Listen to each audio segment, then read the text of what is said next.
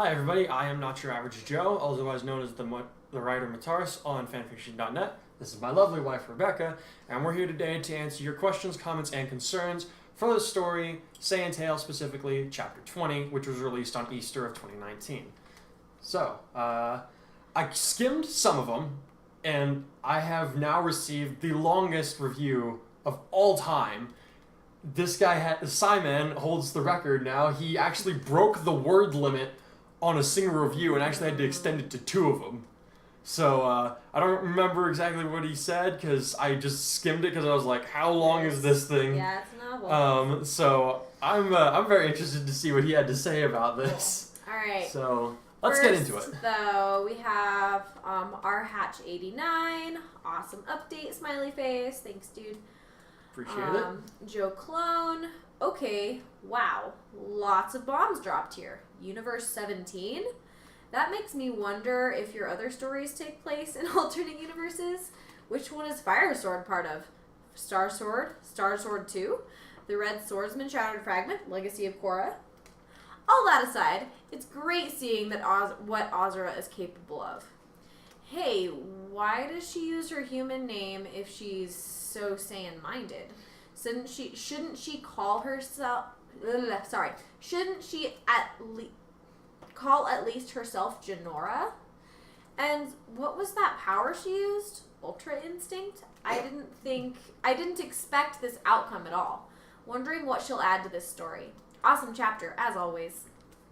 Well, I appreciate that. I'm glad you enjoyed it. So, first of all, Ultra Instinct? Oh, heck no. If you want to know what power she used, reference Dragon Ball Z's Majin Buu saga, where the Supreme Kai unlocked Gohan's potential, and it's most commonly that form is most commonly referred to as the Mystic form or the Potential Unleashed. Potential Unleashed is what's called in the video games. That's kind of what I based it on. So yeah, no, there was no way that was Ultra Instinct. If it was Ultra Instinct, Goron would absolutely be dead, and her body would be wrecked after the fact. So no, it wasn't Ultra Instinct. In regards to Universe 17, no, my other stories are not part of this particular multiverse. If anything, the additional 6 universes that were brought back that I mentioned, including this one, are just part of Shonen and like I don't know, Naruto could be one of them, and then so obviously Fairy Tail is one of them, and then there's 101 different anime and manga that Shonen's in charge of, and I kind of figured that these other 6 universes that I brought back can be placed within those. So I hope that answers that question. Did I miss anything? What about the Saiyan versus human names? Okay, so there's a reason for that I suppose I can talk about now because I'll get to it eventually later on in the story, and it's not really a spoiler, but she mentions that current Saiyans are given a human name and a Saiyan name, and the Saiyan name is typically bestowed to them by Vegeta, since he's the prince of all Saiyans. So the reason she goes by Azra is that in public, that's what she would be referred to. The Saiyan names that they have are more generally only supposed to be known by their family members or someone that they're very intimate with. So the fact that she's calling him Kaidan is kind of blasé. It's really insulting that she would use his private name so openly in front of other people, and she's doing it on purpose. You know, she wants to mock him.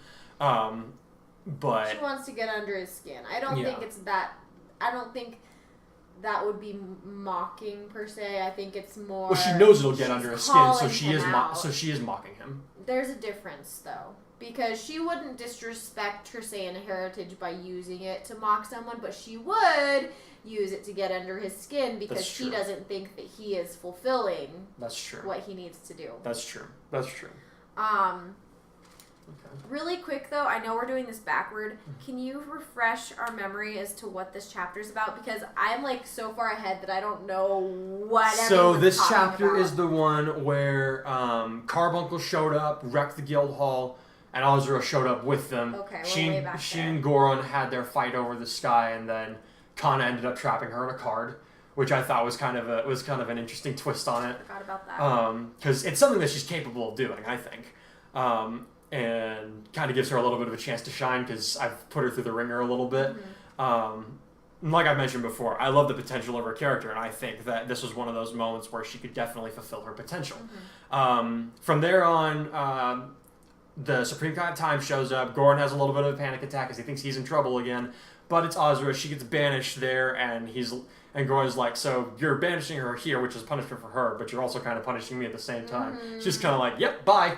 And then from there, they make their teams to go after Claire, who was kidnapped by Carbuncle. And the chapter ends where Goran is watching them about to light Claire on fire while they storm Veronica. So, yeah, that's kind of the summary of what happens in that chapter. Gotcha. Thank you. Yeah, I just needed a refresher. Okay. Simon, here we go for the monstrous review. And that's not in a bad way at all. I'm just like, whoa, it's a lot to read. Okay. The word limit, by the way, is 8,000 words. So he broke that. Yeah. Oh boy, here we go. What I was both looking forward to and dreading at the same time. Well, let's do this dance. First off, immediate grammar issue right off the bat. Azra went Super Saiyan and yet is referred to as the blue-haired girl, which she currently isn't at the moment. Bro, you really need to learn the difference between diction and grammar because they're two very different things functionally. And I remember now, this is one of the things I skimmed. I went back and I fixed that. Oh, okay. Yeah. If that was the case, then that point blank Kamehameha would have been more effective. I'll at least give the credit of having Azra not do an unbelievable ass pull. I can understand her going Super Saiyan J2. What does that mean? Super Saiyan 2. So let me explain the J real quick. Okay. So in Japanese, the pronunciation of Saiyan is Saiyajin. And that's where the J comes from. So SSJ is Super Saiyan, okay. SSJ2, Super Saiyan 2, so on and so forth. Okay, Super Saiyan 2. But giving her Super Saiyan 3 would have been too much. Her having unlocked potential actually makes sense, even though I think Elder Kai is being treated very unfairly here. Yes, he's perverted, but he never touches anyone and puts his job as Kai first before anything. And even then, he only keeps his pervertedness to magazines. Is that a pausing point? There's one more sentence. If anything, Roshi is the more perverted one, since he actually attempts to touch girls inappropriately, and in a few cases, even succeeding in doing so, unlike Elder Kai. Okay, so the fact that Roshi succeeds and Elder Kai doesn't make it any better to me.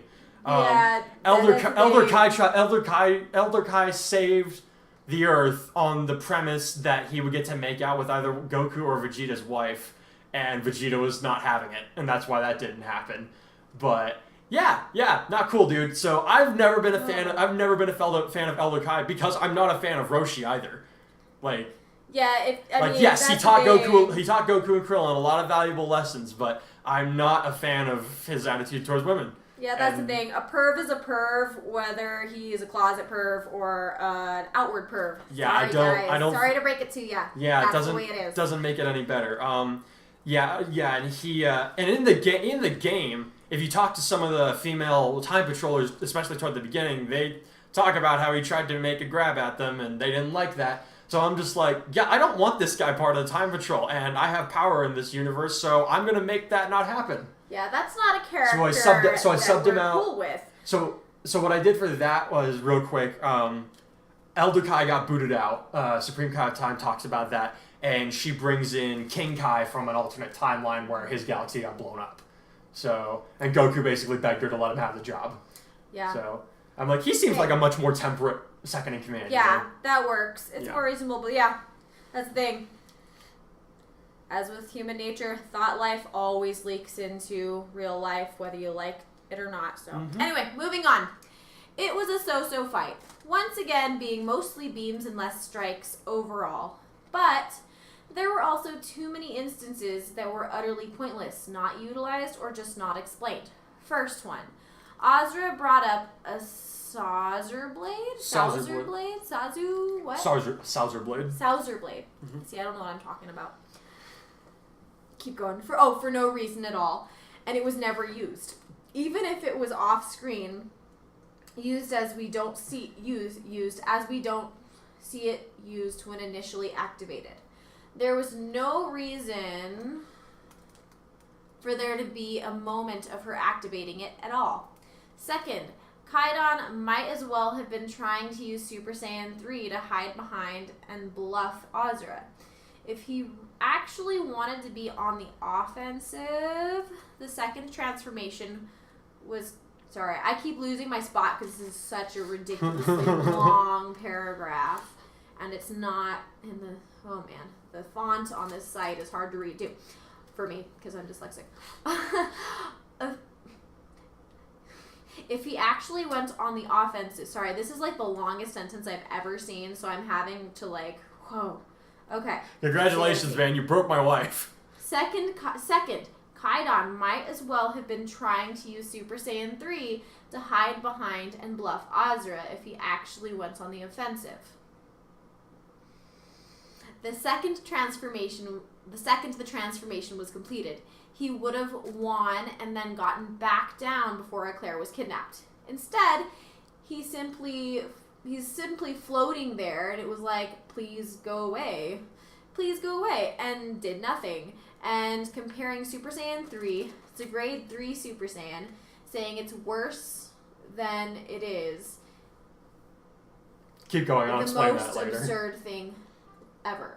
Yes, Super Saiyan 3 consumes energy faster or is just as much for Grade 3 Super Saiyan, but the difference is that the former can actually be used efficiently to match and or defeat an opponent with both power and speed, something that the bulky form only has one of. Third, do you want to pause there? Yeah, let's pause there because Okay. that's a lot. Okay, so I mean, them floating there, and beam strikes instead of melee strikes. I mean,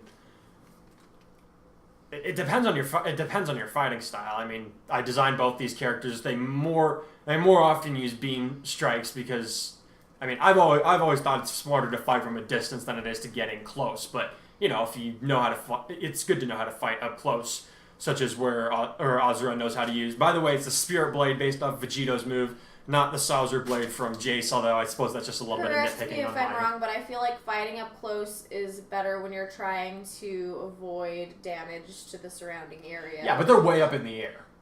Okay. I mean, and as powerful as they are at that point, it doesn't matter if they're doing physical strikes or beam battles. Stuff below is getting wrecked because of the shockwaves that are coming off. All right. What was I going to say? Now, okay, so let me explain Grade 3 Super Saiyan. So, originally Super Saiyan was ranked differently than it is now. The original Super Saiyan technically has 4 forms. There's the first one, which Goku uses against Frieza. There's the second one, which is a little bit more flashy, and Vegeta uses it against Semi-Perfect Cell. There's Grade 3 Super Saiyan, which is where Trunks like roids out a bunch and gets more powerful, but he loses a lot of speed. That form is what I compared Super Saiyan 3 to. And the only reason I did that was because, yes, they're both very draining on your stamina. He's right. In Super Saiyan 3, you're much faster, you're much stronger. But something he didn't take into account was the fact that Super Saiyan 3, when you don't have a good handle on it, is actually really painful to use. So, like, it's hard to think straight. It's hard to move correctly. Goku had to do a lot of practice with it before he was even able to use it against Majin Buu, because he had, like, 7 years to master it in the other world. So he had a better handle on it at that point. Goron has very recently unlocked this power, and it's almost... He was trying to bluff his way out of it. It's almost more debilitating to use it than not for him. I'm not saying it's a bad transformation overall, but if hasn't had 7 years to train. He hasn't had years and years to train with it. He's used this form. This is the second time he uses this form, and all things considered, he did okay with it. Okay. Right. I don't know, that's my address there. Yeah, that's my take on that. All right. Third, Third, you could have further emphasized how much more powerful Azra was after activating unlocked potential by having her beat the living crap out of Kaidan, showing just how outmatched he was, and her being gleeful with ecstasy over finally getting an edge over her rival. But again, like him, she did nothing at all but gloat and started preparing a beam That's kind Her of Vegeta was showing. Yeah, I mean, I feel like that's kind of typical of Dragon Ball characters. And lastly, the beam struggle that could have been the best part of this fight, if not the only good thing about it, as it showed the bond Kaidan has with his guildmates and how they feel about him along their combined powers overtaking Azura's beam. But what the freaking hell happened to Fairy Tail's combined beam? Oh yes, I went and fixed this too. Oh, okay. He was right. Initially, I didn't say because there was a point where her Kamehameha was up against Goron's, and Kinana, Gajeel, Wendy, and Natsu joined up with him, and they combined their powers to counter hers. And then I realized he was right. I actually didn't explain what happened to those beams after they both abandoned them. Oh. So I went and fixed that, and I'll give a brief summary of it. Basically, what happens is Gajeel throws an Iron Dragon Destructo Disc, which is going to take her head off if she doesn't move. So she abandons it. She's the one that chickens out. Fairy Tail's beam is about to hit her, but she uses a technique called Spirit Explosion to propel the Destructo Disc away, as well as divert Fairy Tail's combined Kamehameha. It goes skyward. So, because I thought about having it go downward, but then I'm like, nah, there wouldn't be a there wouldn't be a Fiore if that hit the ground. All right. So, after Azura disengaged the beam struggle to deflect the iron buzzsaw disc, it completely vanished as if it never fired to begin with, when it should have collided hard against her and dealt massive damage. Nothing was said about it at all. So what happened? So that's kind of what. Okay, so yeah, sorry about that. I have gone back and changed a couple of things. If you want to go back and read the chapter, you were right about those. Those issues did need to be addressed, and I have done so. And where are we afterward? Is a fruitless beating attempt? Talk about a complete disappointment. So much build up for nothing. Sounds like every Dragon Ball episode to me. Okay, so there is a reason that I've done this. Okay. This was so. Azura was gearing up. She thought, this is going to be the day that I take down Kaidan. This is going to be the day that I prove that I'm superior. I want there to be a feeling of... anticlimax? Yes, because this is, for sure, this is not their final fight. They will have it. There will be a day where they have it out, and I will write it, and it will be awesome. But it was meant... you're meant to feel... this is good. For me, at least. You're meant to feel let down. You're meant to feel let down because, that's it? Why couldn't we have had a conclusion? Well, because I'm going to do the conclusion later. Okay. All right. Also, I'd imagine that Dragon Slayers were in their Dragon Force forms to be able to boost the power of the beam like they did. Fix that too. Did another thing that isn't stated. Okay. So, I was partially right about Azura.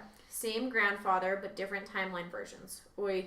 Then Azura is just a descendant of Vegeta only and not Goku. No. Okay, maybe I didn't explain this well enough in the story, but here's how it is. So, I've explained Goron's heritage pretty clearly. He's from the he's from the Trunks that goes on to found the Time Patrol. She's from the Trunks that defeats Future Zamasu. One way or another. I didn't quite finish the sentence. Oh, okay. So then Azura is just a descendant of Vegeta only and not Goku, as none of Goku's lineage exists in Super Trunks' timeline, which would also mean these two aren't really related at all as well. Okay, so again, just because she's descended from Future Trunks, I'm just assuming that after Future Trunks dealt with Zamasu and all that, he finally gets this happy ending and the world starts to rebuild, right? The Time Patrol is not confined to the prime timeline of recruiting people from the prime timeline of Universe 7. They recruit from all dimensions, right? So, and all timelines. Especially, we've seen that they recruit from broken timelines because we're going to take out this timeline. Might as well get somebody useful out of it and they can help us make sure that this doesn't happen again. So the way I see it is that Trunks' descendants, let's say 3 or 4 generations down, one of them was recruited into the Time Patrol, and that person met and fell in love with somebody from the Time Patrol, and that person was descended from Goku, but they were from a different Goku, or what have you. The point is that they are both are related to a Goku and a Vegeta. You're right, they're not actually related. From the same dimension? They're not related from the same dimension, but the way that it works out is basically Azura is a temporal split-off of Goron. So basically, because things worked out differently in different timelines, Azra ended up being born as a Saiyan girl with blue hair, and Goran ended up being like Goran. That's the kind of differences that different timelines will make. So They've technically, got kind of this intertwined identity thing going on. yeah, like okay. So like, how do I explain? Like, here's another way to explain it. Reference over to the CW show The Flash. In the Prime universe, Captain Cold is a thief who eventually becomes, ironically enough, a time patroller, in essence. While on Earth 2, he is the mayor of Central City and seems like a stand-up guy. Just alternate dimension. Yeah, yeah. And in that show, we've seen, like, it's like they're a guy in one universe, but they're a girl in another, and it's weird, but it happens. So that's kind of where that whole thing comes from. So yes, they're not actually related, but they might as well be. Because they have They might as well be twins. Very similar lineage, if not the same. Yeah. All right. Cool. And now here we go. Thank you, Supreme Kai of Time. Thank you for dishing out that awesome reason you suck speech to that beep. Now, take that card and keep her locked up forever. Oh, wait. What are you doing? No, please no. Get rid of Azra, please. Gets down on one knee and clamps hands together. We don't want her here. I beg you, for the love of Zen Osama, please take Azra away with you. Very sad face. See, that's the idea. She's also punishing Goran because you called it. Goran messed up too. So the fact that Azra is stuck here, it's the comeuppance you wanted, but not the way you wanted it. What are you gonna do now, son? Yeah. Well, at least Fairy Tale got to properly meet Cronoa. I really wanted that when she last appeared. I do hope she shows up more often. She won't show up often, but she will show up again. Cool. Nice way to exploit a loophole in the restored universe after the Tournament of Power. Having not just the loser universes, but the previous 6 of the former 18 come back is a nice idea. I can get behind that. However, I see a big problem with the logic of attempting to have Fairy Tale exist in the same reality / dimension as the world of Dragon Ball. I feel like we've gone over this, and real quick, like, honestly, my headcanon is that there are now 18 universes again, because Android 17, at the end of the Universal Tournament, he said, please bring back all the universes that were erased. He never said all the universes that were erased in the tournament, he just said all the universes that have been erased. So, to me, it's entirely possible that there are now 18 universes again instead of just 12. Okay. If that was the case, then the magic the wizards use is just another usage of ki and not actual magic, as every other dimension was using ki just like Universe 7 and 6, making it far stronger than it actually is in the original series. I feel like we've been over this. As well as making a plot hole as to why Kaidan got to adapt to using magic instead of ki, which was rendered unusable for some reason when he could have used it normally without needing to relearn how to use it. So in my opinion, I feel like why I mean, you might as well question any crossover that ever happens on this site. Yeah. I don't know. Yeah. I don't know what to say to you. Yeah, okay, dude, we've been over this. I'm not gonna I've explained it as best as I can. I'm not gonna rehash it anymore. Move on. So, and this is part 2. So in my opinion, that makes 0 sense at all whatsoever.